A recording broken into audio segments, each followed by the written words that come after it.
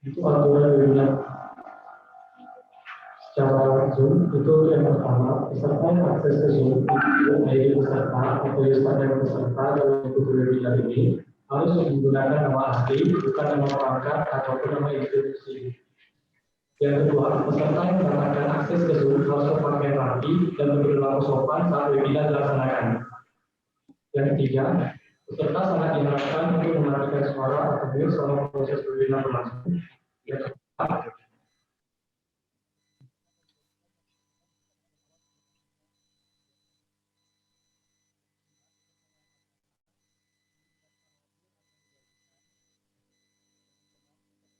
perkenalkan sebelum acara dimulai dan tidak disiapkan hadir saat selesai tidak akan melakukan sertifikat.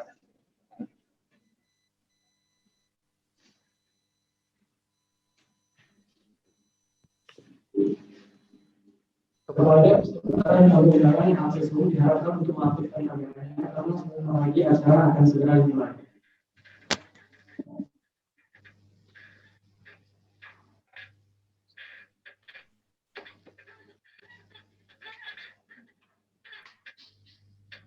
Selamat pagi dan salam sejahtera untuk kita semua. Yang terhormat Bapak Haji Afghani Jayasika MSI selaku Dekan Fakultas Matematika dan Ilmu Pengetahuan Alam. Yang terhormat Bapak Irasna SSI MIS selaku Ketua Jurusan Sistem Informasi Fakultas Matematika dan Ilmu Pengetahuan Alam. Yang terhormat Ibu Al Kaisum Kusnaya sebagai CEO Eksekutif Kreatif dan selaku pemateri kita pada hari ini. Yang terhormat Bapak Dir Prawira STM dan sebagai dosen Jurusan Sistem Informasi dan selaku pemateri kita pada pagi ini. Yang terhormat Bapak Philip Arfanto selaku Ketua Divisi Pembinaan IKM. Yang terhormat Bapak dan Ibu dosen Program Studi Sistem Informasi yang hadir pada saat hari ini.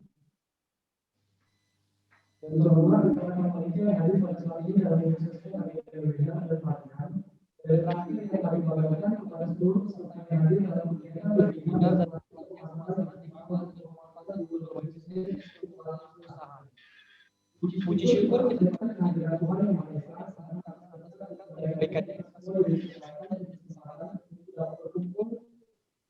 dalam mengikuti kegiatan webinar.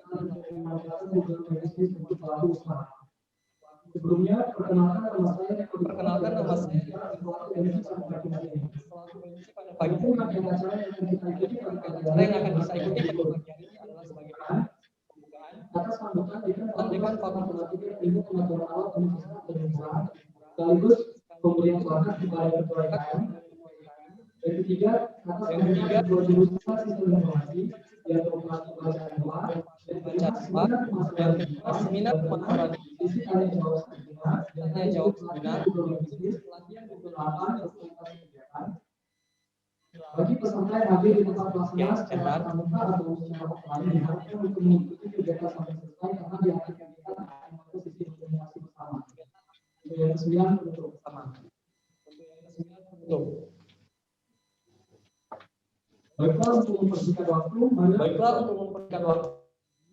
mari pada pagi hari ini kita akan mendengarkan kata sambutan sekaligus pemberian uang kepada Ketua Industri Kecil Menengah IKM dari Dekan Fakultas Matematika dan Ilmu Pengetahuan Alam kepada Bapak Haji Afghani Jayasika MSI. Dipersilakan.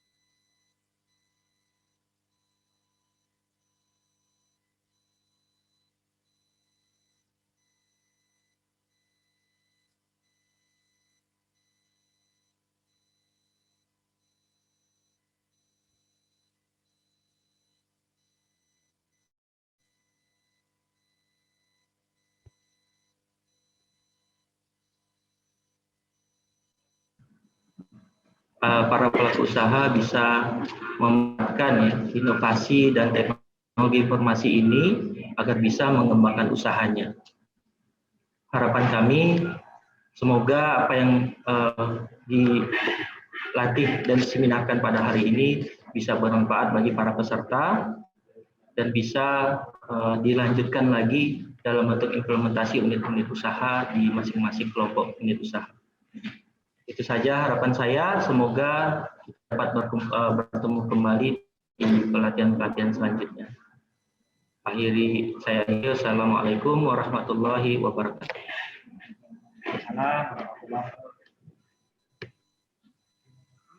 Terima kasih kepada Bapak Ilhamsyah, SPC MCS, yang telah atas sambutan selaku Ketua Jurusan Sistem Informasi. Untuk selanjutnya,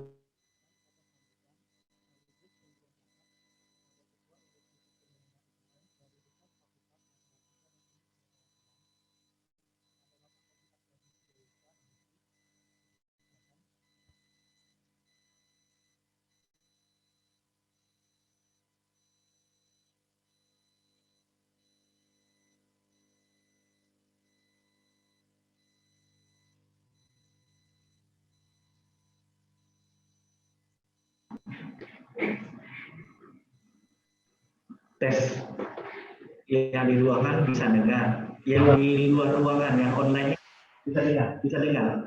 Oke. Bismillahirrahmanirrahim. Assalamualaikum warahmatullahi wabarakatuh. Selamat pagi, salam sejahtera buat kita semua, salam sehat dan bahagia.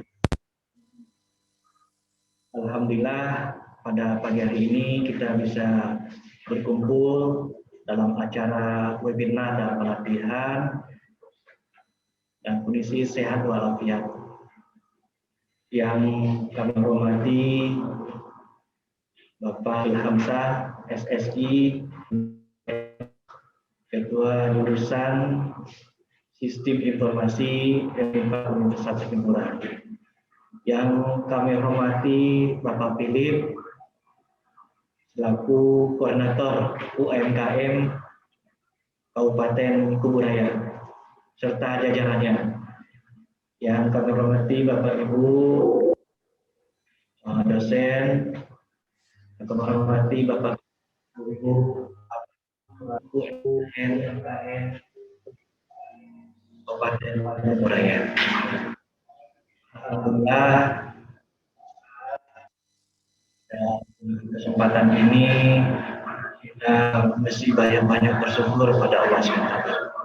Dalam kondisi COVID-19 kita punya kesempatan beraktivitas dalam koridor prokes COVID-19. Ini tidak kita bisa membayangkan bagaimana sistem digital ini akan berjalan 20 tahun lalu. Walaupun internet sudah ada, tapi sekarang ini adalah satu keniscayaan buat kita maju. Baik sebagai pelaku usaha, dunia pendidikan, maupun aktivitas-aktivitas lainnya.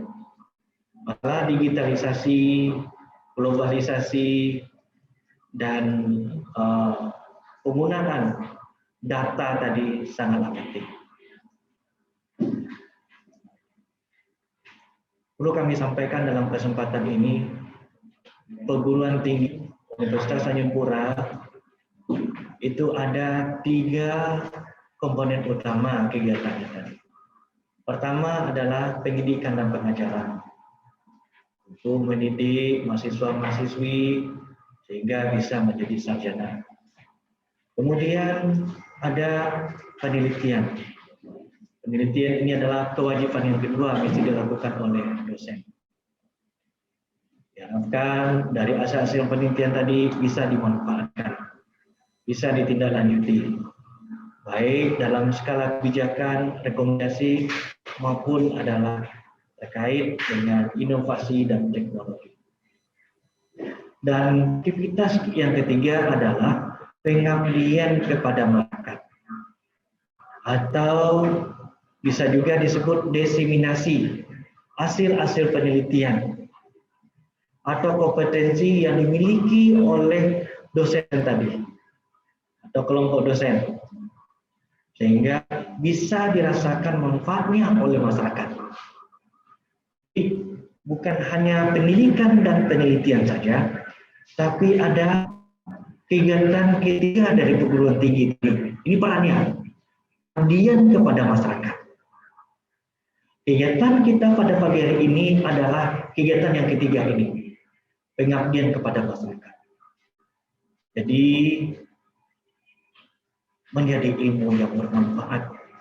Ilmu bermanfaat artinya bisa dimanfaatkan oleh banyak orang, bukan hanya untuk mahasiswa menyusun skripsinya dan publikasinya, tapi juga di dalam kehidupan nyata, dalam aktivitas-aktivitas yang memberikan kontribusi untuk meningkatkan ekonomi. Ada 3 program pemerintah saat sekarang. Pertama adalah pemulihan ekonomi nasional. Ini jelas nih, pemulihan ekonomi nasional. Dan semuanya bergerak untuk sektor ini. Yang kedua, bagaimana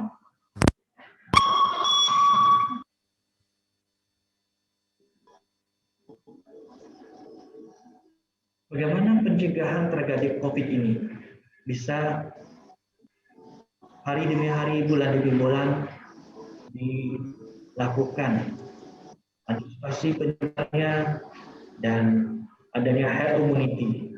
Alhamdulillah beberapa rekan-rekan dari dosen itu adalah vaksinasi yang kedua. Moga-moga Bapak Ibu yang pelaku UMKM juga mendapatkan hal yang sama. Jadi ada vaksinasi. Dan yang ketiga, menggerakkan sektor real. Artinya tidak ada pengangguran. Pengangguran tadi itu macam-macam bentuknya. Pertama, uangnya yang menganggur.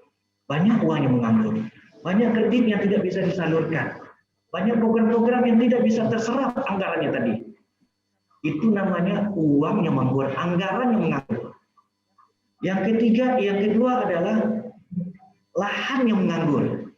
Ya Bu ya, ada lahan yang menganggur nggak Bu? Pak? Banyak yang menganggur. Itu lahan yang menganggur itu tidak produktif namanya. Lahan yang menganggur itu bagaimana bisa jadi produktif? Itu pentingnya entrepreneurship atau kewirausahaan atau kepeloporan pemuda dalam menggerakkan lini-lini usaha tadi. Ada lahan yang menganggur, ada dana yang menganggur, mereka bisa gerakkan.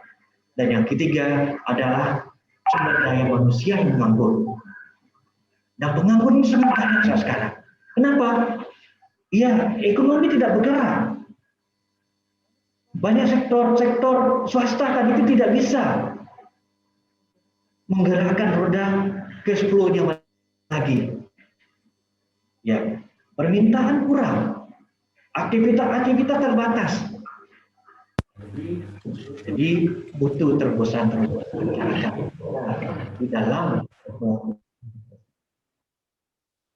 apa yang dilakukan oleh rekan-rekan dari sistem informasi.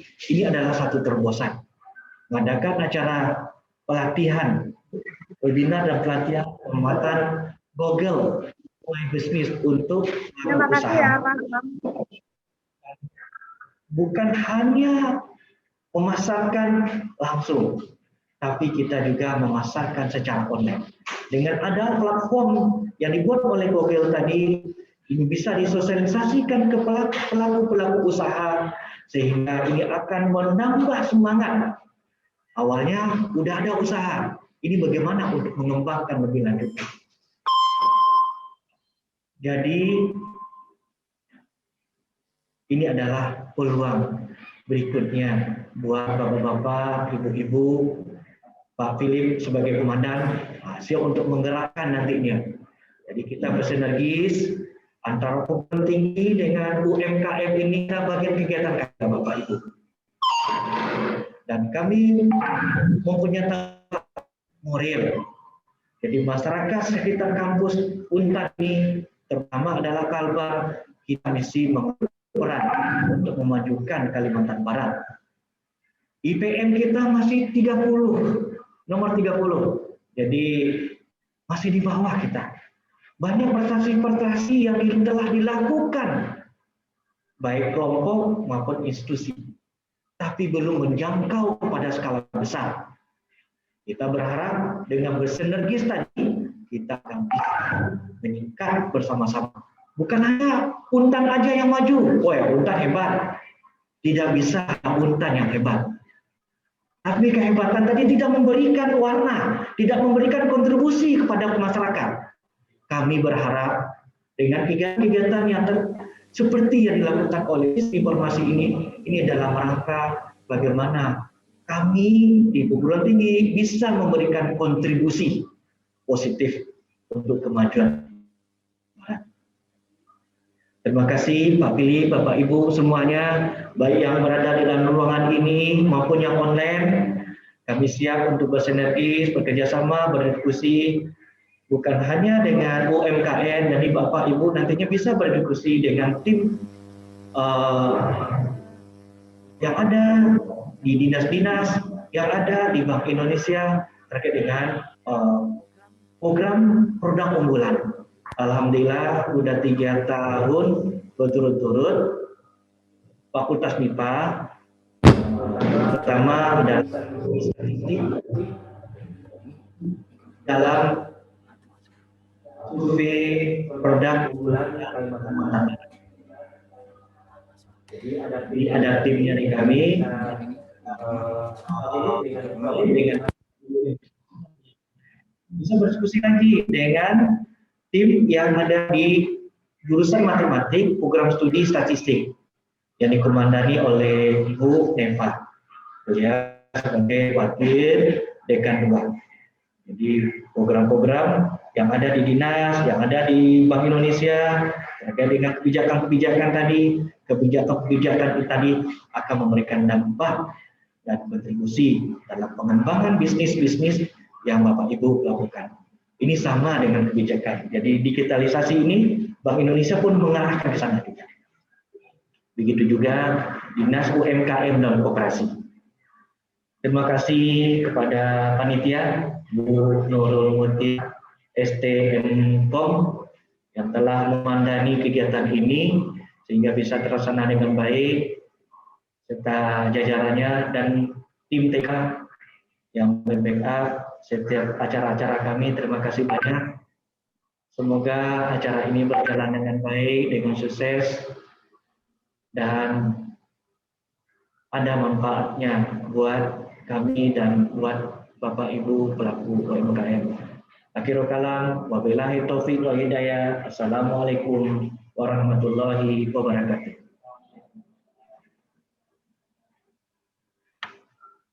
Selanjutnya pemberian pelakat dari Bapak Anggani kepada Koordinator UMKM kepada Bapak BD.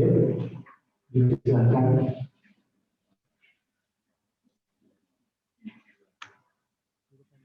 Silakan.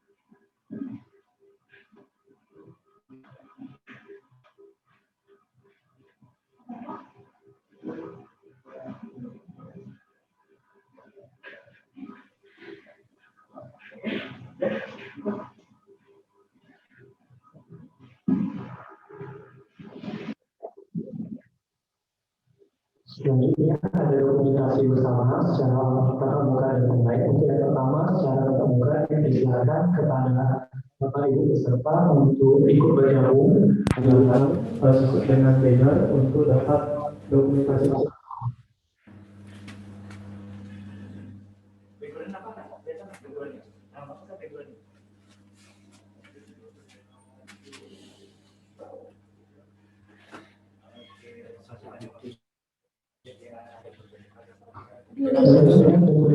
Untuk di dalam ruangan perpisahan. Dan kepada Bapak Ibu dosen program studi sistem informasi dan perpisahan untuk bergabung dalam divisi hukum nanti.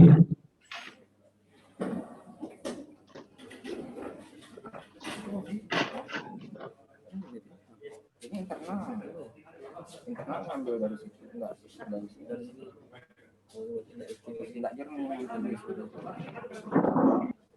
Terus logikanya kalau mic itu input ya, berarti output ini harusnya masuk ke mic.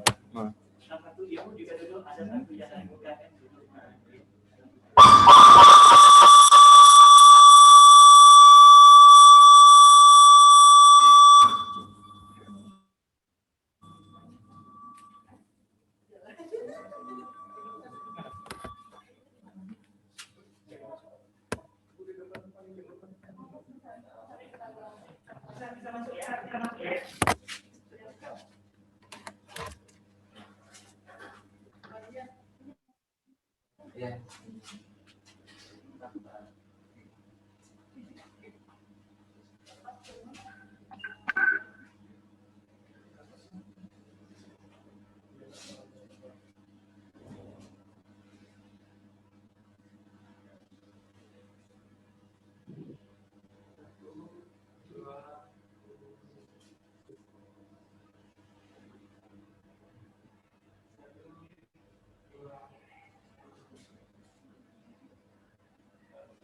Salam aja, nanti dikirim ke orang ya.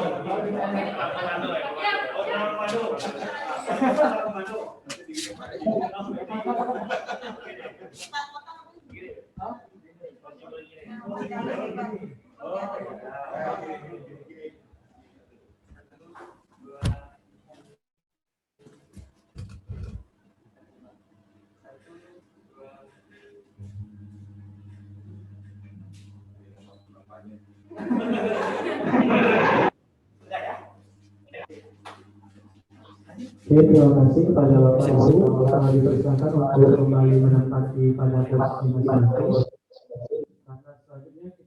Selanjutnya kita akan melanjutkan untuk sesi dokumentasi secara online.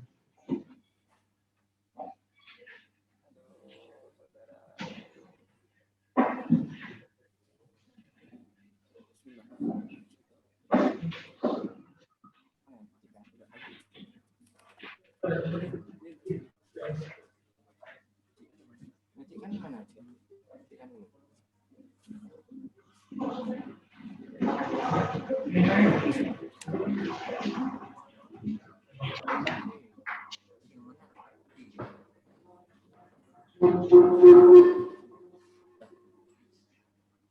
Feedback ya.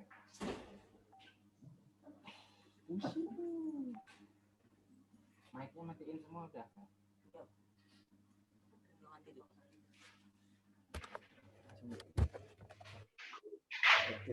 Yang lain kan yang lain.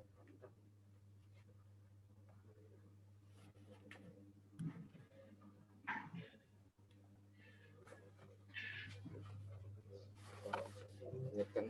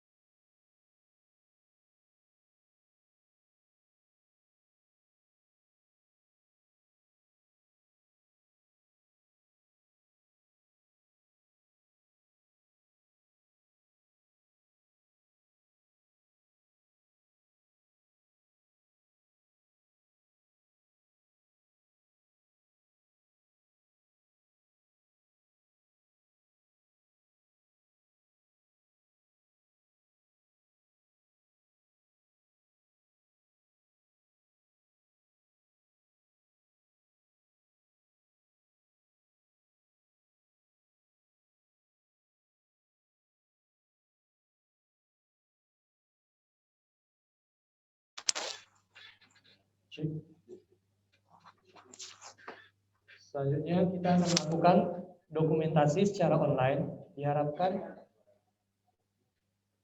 kepada Bapak Ibu untuk peserta yang hadir dalam ruangan untuk mengaktifkan videonya karena kita akan mendokumentasi kegiatan secara online.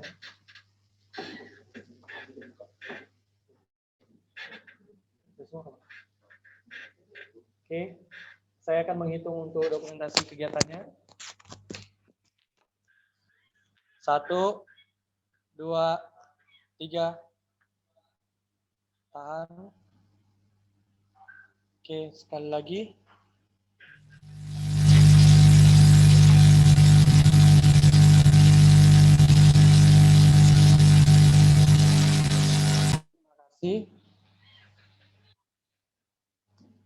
Terima kasih kepada Bapak Haji Afghani Yusken telah menyampaikan kata sambutan sekaligus pemberian plakat.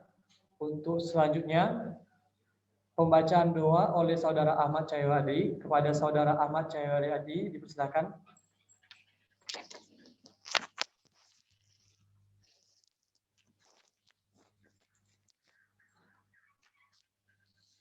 Baik, bismillahirrahmanirrahim. Assalamualaikum warahmatullahi wabarakatuh.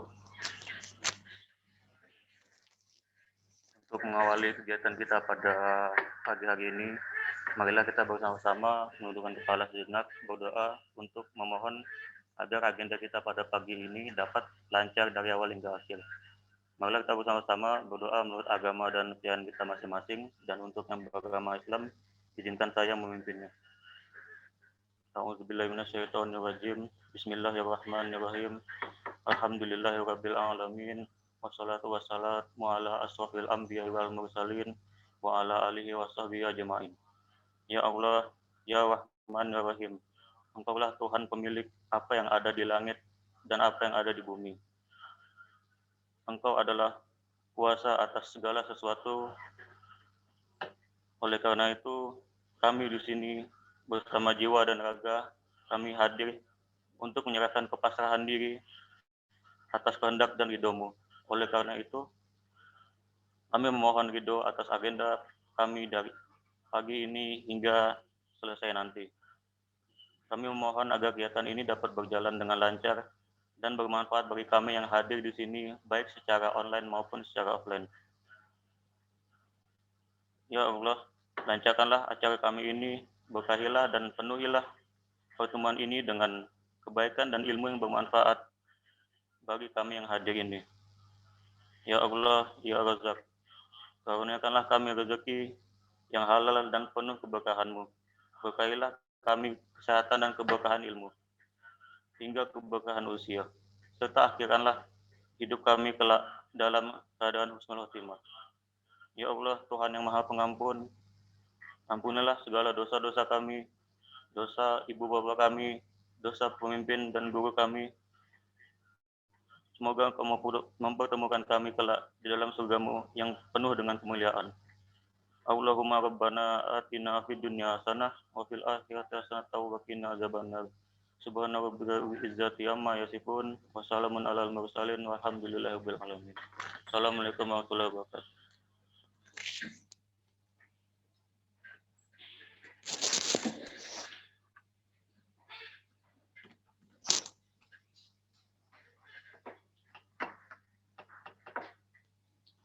Terima kasih kepada Saudara Ahmad Cahyadi.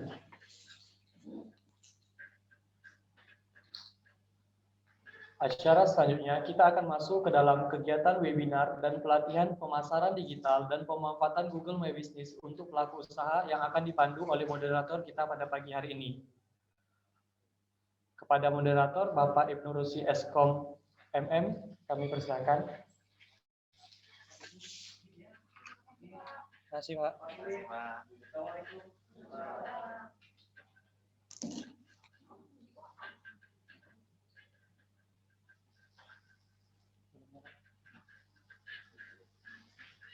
Assalamualaikum warahmatullahi wabarakatuh. Selamat pagi dan siang.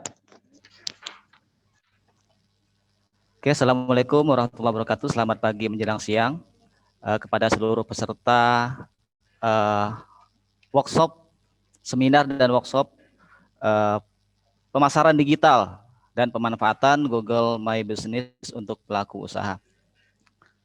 Perkenalkan, nama saya Ibnu Rusi, salah satu dosen dari jurusan Sistem Informasi Universitas Tanjung Pura. Pada pertemuan hari ini saya diminta untuk menjadi moderator dalam kegiatan seminar pemasaran digital dan pelatihan pemanfaatan Google My Business untuk pelaku usaha. Jadi pada kegiatan hari ini akan dibagi menjadi dua kegiatan. Yang pertama adalah seminar pemasaran digital dan yang kedua adalah pelatihan pemanfaatan Google My Business untuk pelaku usaha. Adapun untuk kegiatan seminar pemasaran digital, ini kita akan pelajari seperti apa pemasaran digital itu yang di mana akan disampaikan oleh narasumber yang berkompeten yang sudah malang melintang dalam kegiatan pemasaran digital. Nanti akan kita hadirkan, saya panggil saja mungkin Mbak Alka. Halo, Assalamualaikum Mbak Alka. Halo, waalaikumsalam Pak Ibnu. Oke, alhamdulillah. Bagaimana kabarnya Mbak Alka? Baik, baik. Di sana gimana? Baik kabarnya semua?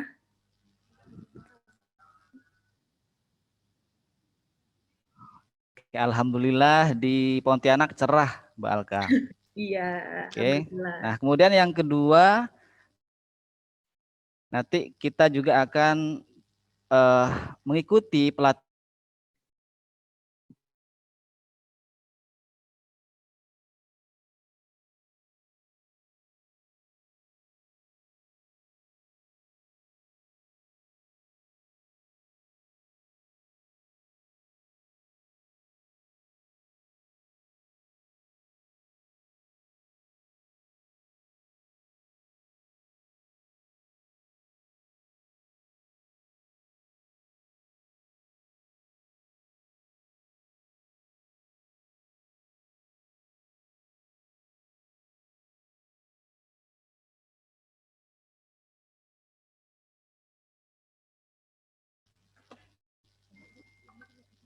Oke, mohon maaf Bapak Ibu tadi sempat terputus sehingga harus men-setting ulang dan harus masuk ke Zoom lagi.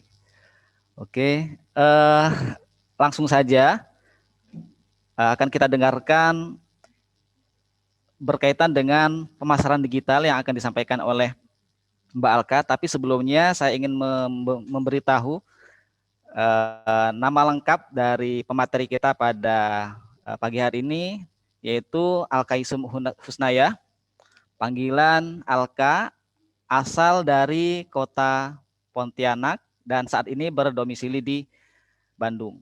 Nah, beliau merupakan lulusan sastra Inggris UPI Bandung dan kegiatan beliau saat ini beliau senang menulis dan membuat konsep yang dimulai dari Zaid sampai naskah, kemudian video, serta strategi brand berkaitan dengan pemasaran digital. Kemudian saat ini beliau berkarya bersama Struni Kreatif sebagai Chief Creative Officer. Oke, mungkin langsung saja saya serahkan kepada Mbak Alka untuk menyampaikan materi. Nah, dipersilahkan kepada Mbak Alka. Oke, terima kasih Pak Ibnu buat kesempatannya. Sebentar ya, saya share screen materinya dulu. Oke, sudah kelihatan ya?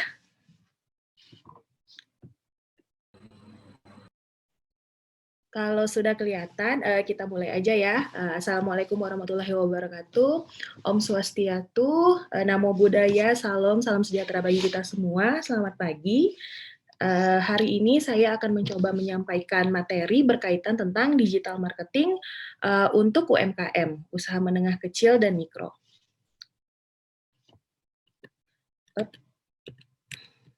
Oke, sebelumnya perkenalan dulu, setelah yang udah disebutin sama Pak Ibnu sebelumnya, nama saya Alka, sekarang saya berdomisili di Bandung, tapi saya sebenarnya juga lahir di Pontianak. Terus dulunya juga SMA di SMA 3, kalau ada teman-teman yang lulusan dari sana, hai. Sekarang saya berdomisili di Bandung dan sekarang bekerja sebagai Chief Creative Officer di Seruni Kreatif. Nah, Seruni Kreatif sendiri itu adalah digital agency yang berfokus kepada sosial media untuk membantu brand-brand memasarkan digital brand mereka. Klien kami sendiri itu terdiri dari servis bank sekarang sampai produk-produk yang biasanya ditemukan di supermarket kayak permen, coklat, kayak gitu. Itu kami bantuin pemasaran digitalnya. Sebelumnya, selamat datang semuanya. Terima kasih sudah meluangkan waktunya untuk mengikuti acara ini. Sesi materi dari saya itu terdiri dari beberapa part. Itu ada, kita akan mulai dari dasarnya dulu. Apa sih sebenarnya digital marketing itu? Terus hal-hal yang berkaitan tentang digital marketing secara general. Setelah itu saya akan mencoba menjelaskan pemanfaatan influencer untuk brand UMKM. Influencer sendiri nanti dijelaskan lebih lanjut di slide selanjutnya. Terus nanti juga ada overview tentang digital ads. Terus ada beberapa hal yang nanti akan dijelaskan, beberapa ide untuk UMKM berkolaborasi sesamanya. Terus setelah itu kita ada sesi tanya jawab. Nah, sebelumnya saya mau coba memaparkan digital marketing itu sebenarnya apa sih? Karena tadi setelah ada pembukaan dari Bapak Ibu dosen dan semuanya, kalau ternyata sekarang tuh digitalisasi itu sangat penting. Nah, pemasaran digital atau digital marketing itu sebenarnya secara general itu adalah gimana ngepromosiin brand, produk, Bapak Ibu yang dari UMKM semua itu ke potensial consumer-nya. Nah, kalau selama ini pemasaran itu kan dilakukan secara konvensional, dari door to door, atau sales, atau baliho mungkin, atau flyer.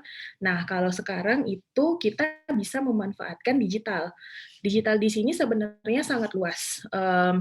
Itu bisa terdiri dari web based, email marketing, ataupun social media marketing. Nah, kalau saya sendiri sebenarnya fokus di social media marketing.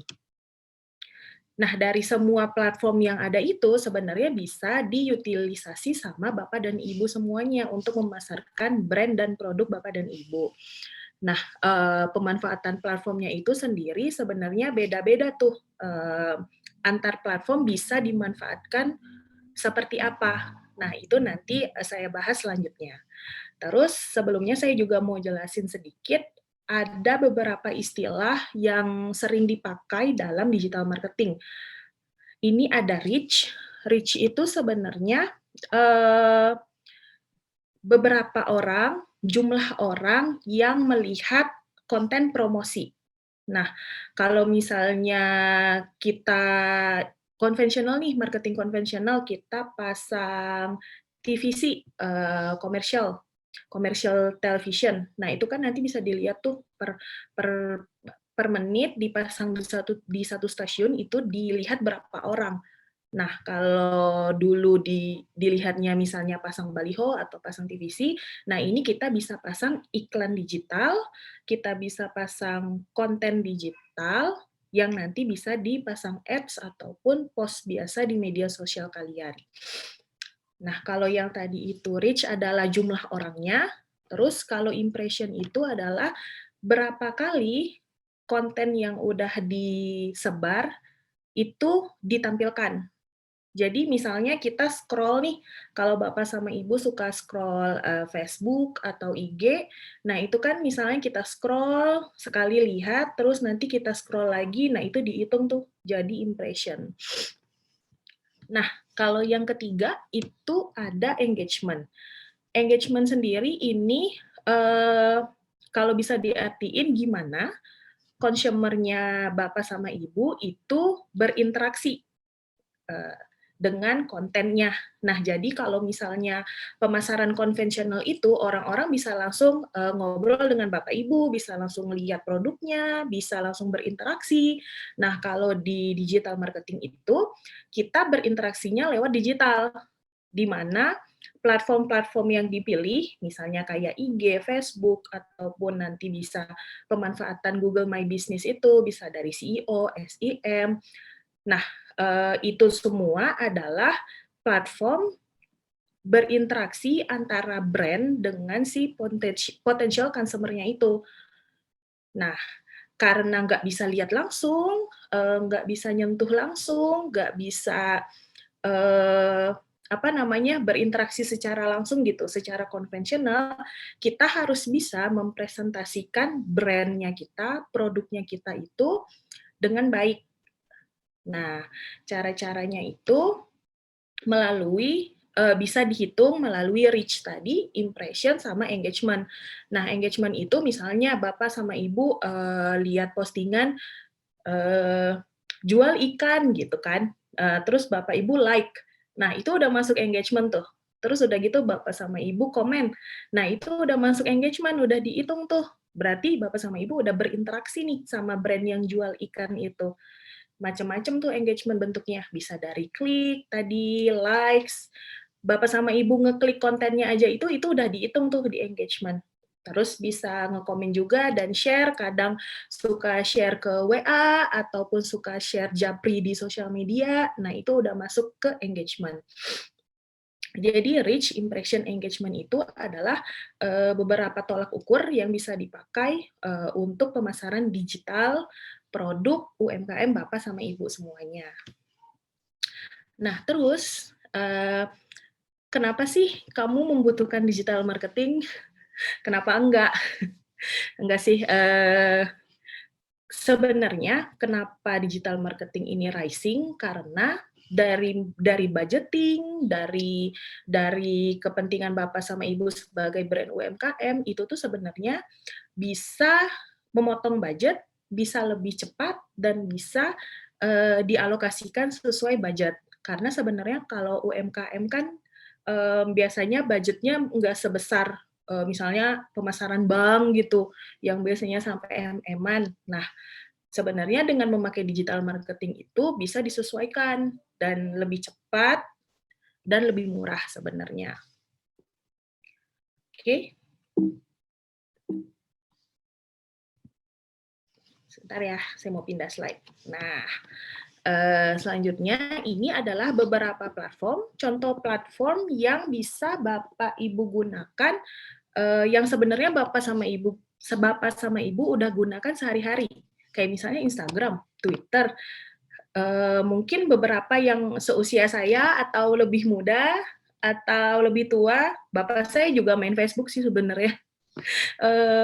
Instagram, Twitter itu bisa dipakai tuh buat memasarkan produk Bapak sama Ibu. Nah, yang ketiga tuh ada TikTok. Kalau misalnya Bapak sama Ibu lihat sekarang anak-anaknya atau teman-temannya atau sepupunya itu pada main TikTok tuh rame. Nah, sebenarnya gimana sih memanfaatkan platform yang biasanya kita sering pakai untuk bersosialisasi dan sekarang dipakai untuk menjual atau memasarkan produk kita. Nah, yang pertama itu Instagram. Nah, Instagram ini sebenarnya platform yang lekat sama visual. Kalau misalnya Bapak sama Ibu suka scrolling, itu kan biasanya yang ditampilkan yang banyaknya itu visualnya dulu, terus baru caption. Nah, karena dia tuh lekat sama visual, sebenarnya Instagram ini bisa dipakai untuk membangun, untuk showcasing juga brand dan produk Bapak sama Ibu.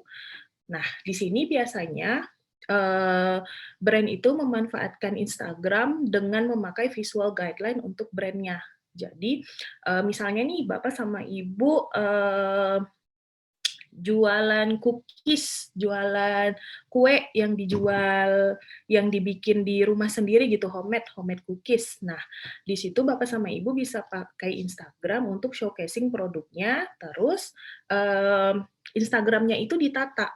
ditata dengan cara misalnya kita pilih warna yang paling mewakili brand Bapak Ibu tuh apa sih? Nah, terus image yang mewakili itu seperti apa sih? Nah, terus banyak tuh elemen-elemen di Instagram, elemen-elemen visual yang bisa mendukung brandingan produk Bapak sama Ibu di Instagram. Terus yang kedua ini Twitter. Nah, Twitter ini naturalnya cepat sekali pergerakan timeline-nya. Itu dari satu tweet ke tweet lain itu cepat banget, dan informasi itu kayak berjubelan gitu di sini. Nah, tapi karena emang nature-nya yang emang cepat sekali timeline-nya bergerak, Twitter ini bisa dipakai buat driving conversation. Kayak misalnya Bapak sama Ibu tuh baru mau launching produk baru gitu. Nah, produk barunya itu bisa di-hype up di Twitter. Gimana cara nge-hype up-nya, itu nanti di slide selanjutnya kita bicarain example-nya. Terus yang TikTok juga. Nah, TikTok ini sebenarnya karena sebentar lagi mau masuk 5G, sekarang kan udah 4G, nah sebentar lagi mau 5G, terus internet juga semakin cepat, sekarang itu orang-orang cenderung mengkonsumsi jenis konten video pendek. Nah, kalau yang dulu itu dari visual, caption panjang, kita baca, sekarang itu perlahan akan shifting ke video pendek. Makanya begitu TikTok ini dulunya sebenarnya nggak se-hype sekarang gitu. Tapi karena dia rebranding dan dia nge-establish kalau platformnya ini bisa loh dipakai dari generasi Z sampai generasi setelahnya gitu. Nah, setelah dia rebranding dan memakai format video pendek, itu langsung nge-hype banget.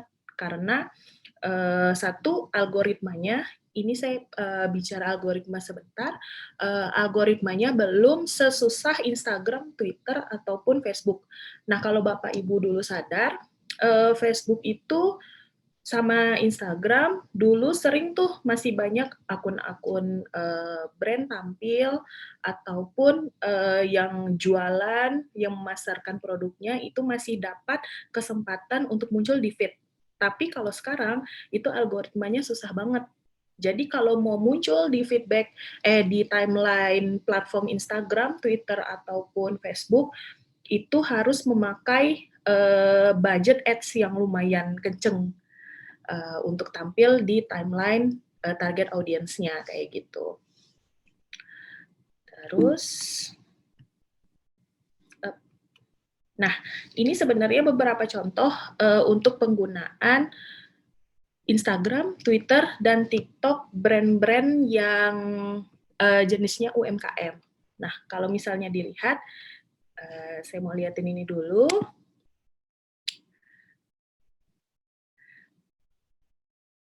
Nah, sebenarnya gimana sih untuk, kan sebenarnya kalau sosial media itu banyak banget pemainnya, banyak banget isinya. Nah, gimana dari kita sebagai pihak brand untuk jadi stand out. Nah, untuk jadi stand out ini selain pakai ads, kita juga bisa nge-crafting konten yang kira-kira itu engaging, entertaining, dan sesuai sama target audience kita. Nah, sebelumnya kalau untuk memakai pemasaran digital, itu lebih enak kalau Bapak sama Ibu tahu dulu nih target audiensnya. Kalau misalnya Bapak sama Ibu, kayak yang tadi, produknya adalah homemade, kue homemade. Nah, kue homemade itu kan sebenarnya kalau dilihat ada customer journey-nya gitu. Siapa sih yang bakalan beli homemade cookies ini? Nah, misalnya kita tentukan, oh mungkin ibu-ibu yang pengen beliin anaknya, terus mungkin ada mbak-mbak yang pengen ngemil ataupun ngasih kado ke orang lain gitu. Misalnya harga homemade cookies Bapak Ibu tuh 30.000 gitu. Nah, 30.000 untuk satu cookies kan itu sebenarnya lumayan mahal. Nah, karena lumayan mahal, mungkin yang pengen beli ini adalah target audience ses B sama A gitu. Nah, Bapak sama Ibu udah tahu nih target audience-nya kan, di umur berapa, sesnya apa, terus mungkin bisa ke demografinya. Misalnya yang suka beli di daerah kota gitu. Nah, dengan kayak gitu, Bapak sama Ibu udah bisa nentuin tuh materi pemasaran seperti apa yang kira-kira cocok sama target audiensnya. Nah, kalau misalnya ini adalah contoh crispy bakar. Nah, crispy bakar tuh salah satu dulu tuh nggak sebesar sekarang, tapi sekarang udah lumayan gede. Dulu itu dia UMKM, dia jualan ayam crispy yang biasanya digoreng, dia setelah digoreng dibakar. Nah, karena target audiensnya dia ini adalah anak-anak muda, kayak anak SMA, anak kuliah, dan mereka buka cabang di sekitaran anak SMA sama anak kuliah itu suka ngumpul. Nah, mereka bikin konten yang relate sama target audiens mereka. Kayak gini nih. Abang Sago, hari iya yang mau mening bibit bisa. Hari ini ayam nak dikurisi bakaru. Rasana jika ayam crispy ayam kecap ayam bakar hitam sening ada. Meninggal. Ambil crispy, manisnya crispy bakaru. Nah, kayak yang tadi udah saya mainin, karena target audiensnya anak muda, generasi milenial sama generasi Z, nah mereka bikinnya sesuatu yang lekat tuh sama mereka. Kayak ini mereka pakai jenis-jenis anime, terus mereka juga bikin narasinya itu nyampurin bahasa Jepang sama bahasa Sunda. Nah, kalau di sini ini tuh jadinya kayak lucu banget. Terus orang-orang setelah lihat ini apa sih? Kan mereka jadi mulai mikir kan, kayak, ini apa sih kok tiba-tiba nongol gitu. Nah, sedangkan mereka sebenarnya belum tahu tuh, ini tuh apa sebenarnya. Tapi ini tuh karena di-share terus dan dilihat terus, jadinya nongol di timeline mereka. Terus mereka lihat, wah apa nih crispy bakar. Nah, mereka klik, mereka masuk ke akun, terus mereka scroll-scroll, wah kayaknya enak. Terus akhirnya mereka jadinya bisa nyobain si crispy bakar di tempatnya, ataupun nge-GoFood atau nge-Grab gitu. Nah, itu kan sebenarnya customer journey yang Bapak sama Ibu harus identifikasi dulu nih, sesuai sama target audiensnya masing-masing, dan identitas produknya. Kayak misalnya ini, crispy bakar ini, dia udah nentuin target audiens dan segala macam, dan mereka juga udah nentuin identitas visual dan identitas branding seperti apa sih yang cocok sama produknya. Kayak ini didominasi sama warna merah, seperti logonya. Terus mereka juga visualnya itu ceria, terus ini juga playful kayak yang tadi kontennya dimainin. Nah, itu sebenarnya udah di crafting sesuai sama tujuan pemasaran marketingnya mereka gitu. Terus balik lagi. Bentar ya. Nah, terus yang kedua, ini pemanfaatan Twitter-nya. Nah, pemanfaatan Twitter tadi yang seperti yang udah saya share, ini adalah drive conversation. Nah, setelah Bapak sama Ibu bikin konten yang oke untuk memasarkan produk Bapak dan Ibu, udah bikin oke, terus ini gimana sih ngedistribusiin kontennya biar orang banyak lihat gitu. Nah, salah satu yang bisa dipakai adalah Twitter. Kayak yang tadi, Twitter itu bisa ngedrive conversation yang berhubungan sama brand dan produk Bapak dan Ibu. Nah, kayak yang ini, dia memanfaatkan kolaborasi bersama Watchmen. Watchmen itu akun gede di Twitter yang banyak ngobrol tentang film. Terus dia ngepost iklan yang tadi, iklan crispy bakar ini, terus dia pancing conversation di sini, dan jatuhnya banyak banget yang lihat dan ngobrolin. Nah, ini berhasil gitu. Berhasil mereka ngedrive conversation di Twitter. Setelah itu baru muncul brandnya di sini. Tuh. Jadi ini tuh kayak ada skema yang dibikin untuk memasarkan konten yang tadi. Kayak gitu. Terus ini ya, balik lagi ke PPT-nya. Nah, sebenarnya kalau lihat di sini juga tadi saya mention TikTok. Nah, TikTok ini karena masih algoritmanya masih cenderung ke kreatornya, ke yang bikin konten, dan belum terlalu dimonetisasi dengan banyak nge-encourage pakai ads. Nah, di sini mereka dapat view-nya tuh lebih gampang daripada di platform-platform sebelumnya. Kayak misalnya ini ada Purifera. Purifera itu dulu mereka jualan skincare oil botolan waktu mereka baru mulai. Masih kecil banget. Terus sekarang mereka udah bisa produksi produk sendiri, terus packagingnya juga udah semakin bagus. Nah, kayak yang ini mereka nge-share tentang packagingnya mereka. Nah, di TikTok tuh suka banyak lagu-lagu aneh. Nah, mereka di sini nge-share Purifera sendiri itu karena lekat dengan botanicals dan natural organik. Nah, mereka nge-share brand value-nya mereka kalau mereka tuh nggak mau pakai plastik. Nah, di sini tuh sebenarnya menjadi daya tawar untuk pemasaran digital produknya mereka. Dengan mereka nge-share ini, orang-orang yang lihat makin itu tuh makin keingat kalau Purifera tuh adalah brand yang eco-friendly. Nah, di sini selain bisa dapetin angka yang lumayan gede, tapi juga ini mengukuhkan brand identity mereka kayak gitu. Terus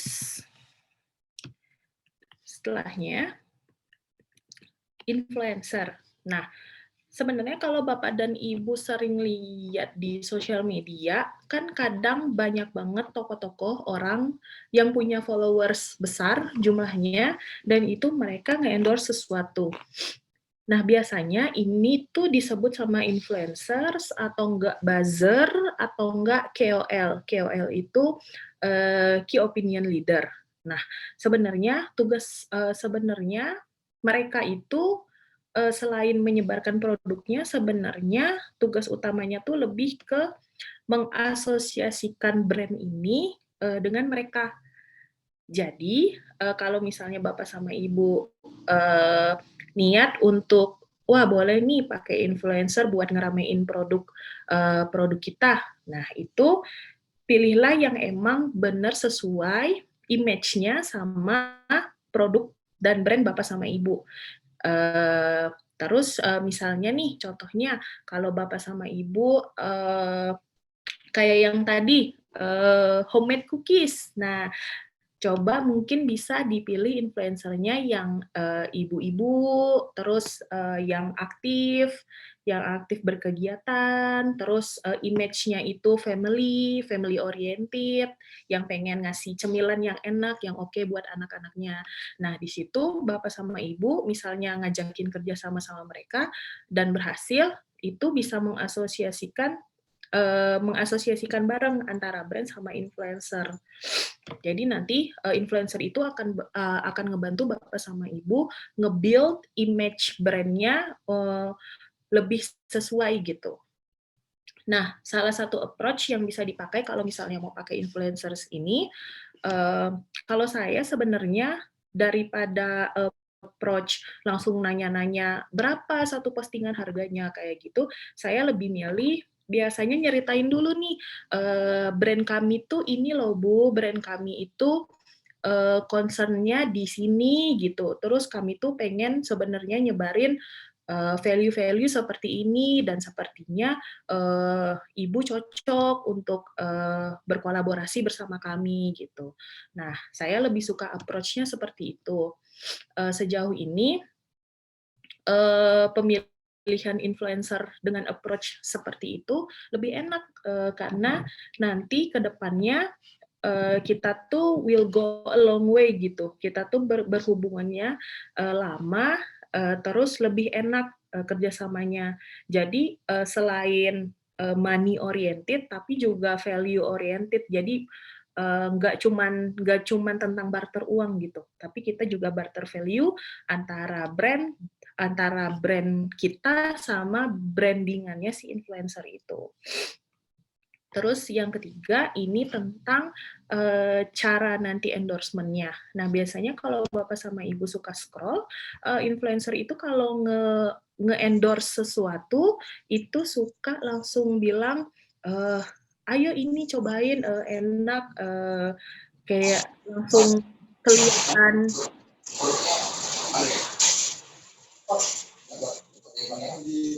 Oke. Kayak langsung kelihatan, ini gitu, saya tuh di-endorse sama ini. Nah, kalau saya biasanya nggak pakai format yang kayak gitu. Saya biasanya pakai format yang, oke, ini ada produk atau jasa atau apapun itu, yang gimana sih produk itu bisa muncul di keseharian si influencernya itu, gitu. Jadi, bentuk dia nge-endorse itu bener-bener smooth. Jadi kayak, misalnya nih ada produk wafer atau kue, nah si influencer-nya itu ya makan kue atau wafernya itu pagi-pagi kayak dia sarapan, terus kayak ya udah itu tuh memang ada di rumahnya gitu, dan dia emang makan itu. Jadi ada batasan format yang saya pakai untuk bikin itu nggak kelihatan di endorse banget gitu. Nah, selanjutnya ini ada overview tentang digital ads. Nah, digital ads sendiri sebenarnya saya suka merhatiin produknya, harga, sama tempatnya, platformnya, sama biasanya itu sama promotion. Tapi biasanya yang tiga ini saya perhatiin banget. Nah, maaf, yang pertama itu produk. Kayak misalnya produk Ibu tadi adalah baju yang dibikin sendiri, custom banget gitu. Nah, gimana sih cara memasarkannya dengan memakai digital ads? Nah, yang pertama, selain juga memperhatikan dashboard-nya nanti, di set seperti apa, Bapak sama Ibu juga harus merhatiin materi promonya. Materi promonya itu yang terdiri dari visual, copywriting. Nah, itu juga harus diperhatiin. Nanti saya jelasin di contoh selanjutnya. Terus yang kedua itu harganya. Nah, nanti mungkin lebih dijelasin pas di bagian part manfaatin Google My Business ya. Tapi biasanya kalau di price-nya sendiri, nanti Bapak sama Ibu ketemu dashboard-nya, yang di situ yang bisa diatur, budgeting, bid-nya berapa, terus targetingnya seperti apa. Targeting tuh kayak misalnya, oh iya mau pakai di daerah Pontianak, terus untuk orang yang suka seperti ini, pakai gadget seperti ini, nah itu bisa tuh diatur di digital ads. Jadi ads yang Bapak sama Ibu pasang tuh lebih narrow, lebih runcing ke target audiensnya. Nah, terus yang ketiga itu place. Nah, place-nya itu karena banyak jenis-jenis digital ads ini, pilihlah yang sesuai sama kepentingan Bapak sama Ibu. Kayak misalnya pengen, kalau misalnya nyari homemade cookies Pontianak di Google, pengen kelihatan nomor 1, nah coba itu diulik SEO-nya. Terus nanti kalau misalnya, pengen bikin leads ke sosial medianya, biar mereka lihat ke sana, atau ke e-commerce-nya, biar mereka siapa tahu dari leads mereka beli gitu. Nah, itu bisa diatur SEM. Atau misalnya pengen spreading kontennya di sosial media, nah itu bisa pakai digital ads Facebook sama IG gitu. Nah, ini contohnya kayak yang tadi saya bilang, visual ini sangat-sangat berpengaruh nih saat Ibu sama yang Bapak masang ads di digital. Karena yang mereka lihat tuh pertama emang ini gitu. Nah, kayak yang tadi saya lihat ini ada visualnya, itu harus diperhatikan. Pilihlah yang emang sesuai sama brand identity-nya Bapak sama Ibu. Terus tadi ada copywriting dan CTA. CTA itu call to action. Nah, kayak misalnya ini ada copywriting-nya sell, gede banget di sini. Oh, ini berarti yang lihat kayak langsung ini posisinya di center, di tengah, langsung lihat, oh iya, ada sale 15%. Ini apa sih? Baju. Terus siapa sih yang jualan? Oh ini, attire ini. Nah, terus ini ada call to action-nya untuk bilang, ayo belanja sekarang. Nah, ini bisa di swipe up. Sama kayak seperti ini ada informasi paling gedenya, yang paling menarik, hook-nya di sini, oh ternyata jualan baju, nah ini akunnya, terus kalau mau belanja kemana nih? Oh ini ada tombolnya, shop now, seperti itu. Nah, visual-visual kayak gini dan copywriting-nya harus diperhatikan, karena banyak banget saya lihat sebenarnya brand-brand yang pakai digital ads ini karena nggak merhatiin visual dan copywriting dan CTA-nya, pas saya lihat bingung karena kadang kebanyakan informasi, terus produk awal di depannya tuh apa sih ini jualan apa, nggak kelihatan. Nah kalau kayak gini kan langsung kelihatan, oh baju sell 15%, 15% akunnya ini, kalau mau jual klik ini, kalau mau beli klik ini gitu.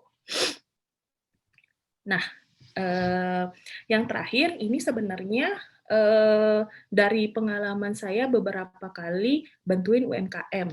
Nah, di sini UMKM-nya itu mereka kayak bersatu satu sama lain. Nah, mereka sering diskusi, mereka punya grup sendiri, mereka sering ngadain kolaborasi. Nah, kolaborasi di sini biasanya kayak misalnya tuh sebentar lagi mau dekat puasa atau lebaran. Nah, ada kan beberapa produk yang sering dibelanjakan misalnya di lebaran. Oh, di lebaran itu ada kue, ada baju, minuman juga kadang, terus makanan-makanan kecil. Nah, brand-brand ini tuh biasanya suka bekerja sama untuk event-event tertentu dan bikin project bareng. Kayak misalnya mereka bikin hampers atau special package yang ngelibatin 2-3 brand sekaligus. Kayak misalnya ini. Nah, Earth Major ini adalah brand baju yang eco-friendly. Nah, mereka bekerja sama Neon. Neon ini lebih dulu ada dan penggemarnya lebih banyak daripada Earth Major. Nah, mereka di sini bikin package bareng. Mereka ngegabungin beberapa produk mereka dan bisa dijual dengan harga yang sedikit lebih murah kalau dibeli satuan. Nah, karena mereka di sini dengan melakukan kolaborasi seperti itu, mereka tuh mendukung satu sama lain, terus bisa nguntungin dua brandnya. Begitu. Terus, seperti itu kira-kira overview untuk digital marketing. Dari tadi kita udah bahas digital marketing secara general, terus pemanfaatan platform, approach ke influencer, dan melakukan project bersama UMKM yang lainnya. Oke, terima kasih semuanya yang udah bergabung di sini. Terima kasih juga buat pihak-pihak yang udah menyelenggarakan acaranya. Selanjutnya, kalau misalnya, nggak mau pindah slide-nya, maaf ya. Sip. Nah, selanjutnya, sampai jam 11 kita ada sesi tanya-jawab. Silahkan kalau misalnya ada yang mau bertanya, sebisa mungkin saya jawab sampai waktunya. Terima kasih kepada Mbak Alka.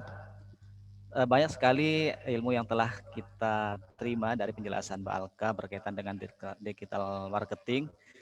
Kemudian juga tadi ada bagaimana caranya mendistribusikan konten di media sosial, kemudian penggunaan influencer juga Mbak Alka tadi ya.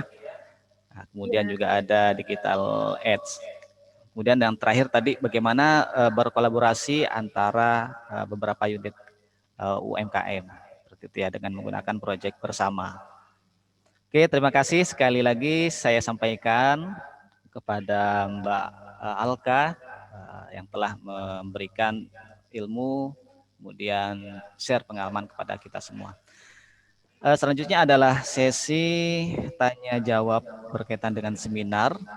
Kepada peserta yang ingin bertanya, tadi sudah disampaikan di fitur chat Bagi yang ingin bertanya bisa menyampaikan melalui fitur chat.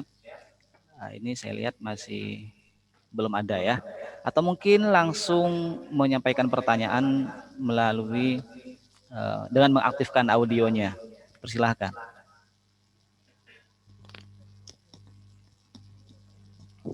Atau mungkin dari Bapak Ibu yang hadir via offline, bisa tolong panitia menyampaikan. Oke. Untuk mix-nya ya.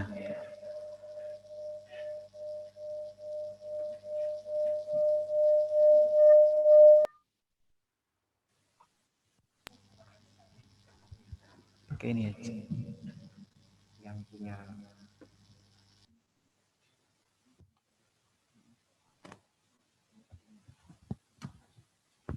oh ya.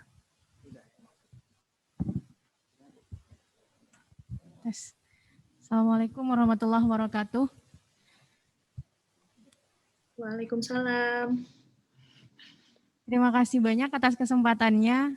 Mbak Alka, ini materinya sangat menarik meskipun ada banyak bahasa yang mungkin tidak dimengerti. Mohon maaf ya. Terima kasih Mbak Alka. Ada dua pertanyaan di sini. Yang pertama, perkenalkan dulu. Nama saya Hafizo, UMKM, produsen lada bubuk, lada putih sama lada hitam, juga ada ketumbar. Jadi bumbu-bumbu seperti itu. Kebetulan saya masuk ke organisasi IUI, IKM untuk Indonesia, yang diketuai oleh Pak Philip. Lanjut kepada pertanyaannya. Ada dua pertanyaan. Yang pertama mengenai UMKM Unite. Perlukah untuk saling sharing dan saling follow gitu ya, untuk kan ada organisasi ada grupnya, kemudian untuk saling sharing itu maksudnya saling sharing foto atau video tuh di Instagram atau Facebook seperti itu kah gitu maksudnya. Jadi perlu untuk saling sharing atau saling follow. Yang nomor 2, bagaimana ini terkait influencer, bagaimana cara ngecek seberapa besar pengaruh dari influencer yang ingin kita pakai. Oke. Sekian, terima kasih. Assalamualaikum warahmatullahi wabarakatuh. Waalaikumsalam. Maaf, dengan Mbak siapa tadi? Hafizo. Oke. Makasih banyak ya Mbak Hafizo pertanyaannya. Saya coba jawab ya. Yang pertama itu apakah perlu saling follow, saling sharing antara UMKM atau IKM yang lainnya. Nah, kalau saya sendiri menyarankan iya Mbak. Apalagi kalau misalnya Mbak udah tergabung di salah satu grup yang lumayan gede, harusnya dari grup tersebut bisa diutilisasi ke digital marketingnya. Apalagi kalau grup tersebut punya akun sendiri. Nah, di situ sebenarnya bisa saling mempromosikan satu sama lain, bisa sharing ke yang lainnya juga, dan ngambil ilmu ke masing-masing pengalaman ke yang lainnya. Karena sebenarnya kalau pengalaman saya kemarin bantuin beberapa UMKM, sebisa mungkin saya encourage jangan pelit ilmu, karena sebenarnya di zaman sekarang kita udah nggak bisa lagi nih berdiri sendiri, apalagi ke depannya itu digitalisasinya semakin masif. Nah, karena digitalisasi semakin masif, kita tuh jadi hyper connected. Nah, hyper connected itu kita terhubung satu sama lain tuh dengan cepat. Nah, kalau misalnya kita mau berhasil dan ngedorong satu sama yang lainnya, sebisa mungkin itu unite bersama gitu. Nah, di situ bisa saling sharing, bisa saling promosiin satu sama lain, atau bahkan bikin project bareng kayak yang tadi saya bilang. Kayak misalnya Mbak tadi produknya adalah bumbu dapur. Nah, itu tuh bisa banget dibikin hampersnya dengan produk-produk yang lain, misalnya ada yang produksi susu, atau misalnya ada yang produksi selai, atau apa, itu kan bisa bikin hampers sebenarnya, ataupun bikin project bareng. Kalau misalnya Mbak mau lihat salah satu contohnya itu Rasa Nusantara. Nah, Rasa Nusantara itu selain bikin jamu, dia juga bikin bumbu dapur jadi dan bumbu dapur single kayak yang Mbak punya tadi, ketumbar dan segala macam. Tapi si Rasa Nusantara ini seberjalannya waktu dia bisa bikin produknya digitalize, terus improvementnya tuh oke banget. Dengan mereka semakin memperkuat branding mereka, mereka juga bikin produknya terfokus. Terus yang kedua itu gimana ngecek influencernya. Nah, ngecek influencernya itu sebenarnya dari Mbak bisa lihat profilnya, terus lihat konten-konten yang mereka itu terafiliasi sama brand. Kayak misalnya Mbak mau pengen ngajak kerjasama Rahel V-nya, misalnya. Nah, Mbak lihat akunnya Rahel V-nya, buka konten yang dia terafiliasi sama brand. Nah, di situ kan bisa dilihat komennya berapa, terus komen-komennya itu sentimennya seperti apa, apakah followers si influencernya ini tertarik dan nanya-nanya, dan apakah si Rahel V-nya menjawab dan berinteraksi dengan mereka. Nah, di situ juga bisa dilihat tuh performanya. Terus yang kedua itu sebenarnya Mbak bisa approach si influencernya itu entah dari kontak personnya, email, ataupun DM untuk nanyain insight akunnya. Nah, insight account-nya itu nanti dikirim sama si manajernya dalam bentuk biasanya grafik. Kayak misalnya, sebulan ini yang visit profil ini berapa banyak sih? Yang like berapa banyak? Reach tadi yang ngelihat konten si influencernya ini berapa banyak. Nah, itu nanti bisa ditampilin, bisa di-share sama si influencernya. Kira-kira kayak gitu sih, Mbak, jawaban dari saya.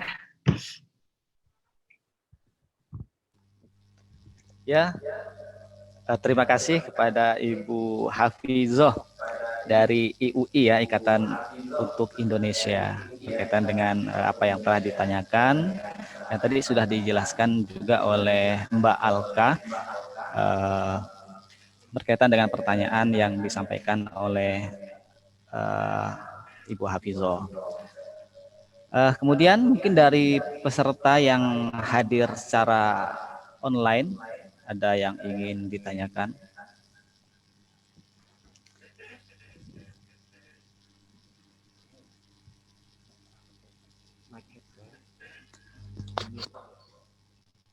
Oke.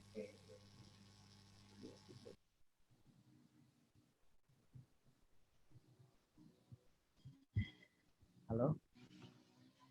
Oke ya. Sorry. Dari peserta yang hadir online, mungkin ada yang ingin ditanyakan? Atau ada satu pertanyaan lagi dari peserta yang hadir pada hari ini, baik online ataupun offline. Ini kita masih tersisa waktu 3 menit lagi sebelum kita masuk kepada pelatihan Google My Business.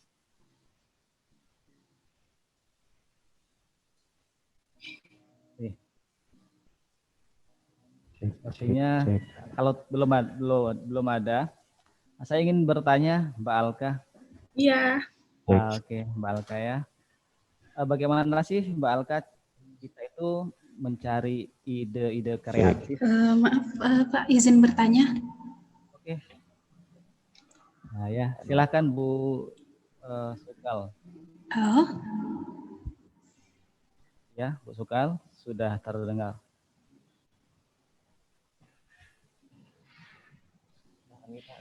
Silakan.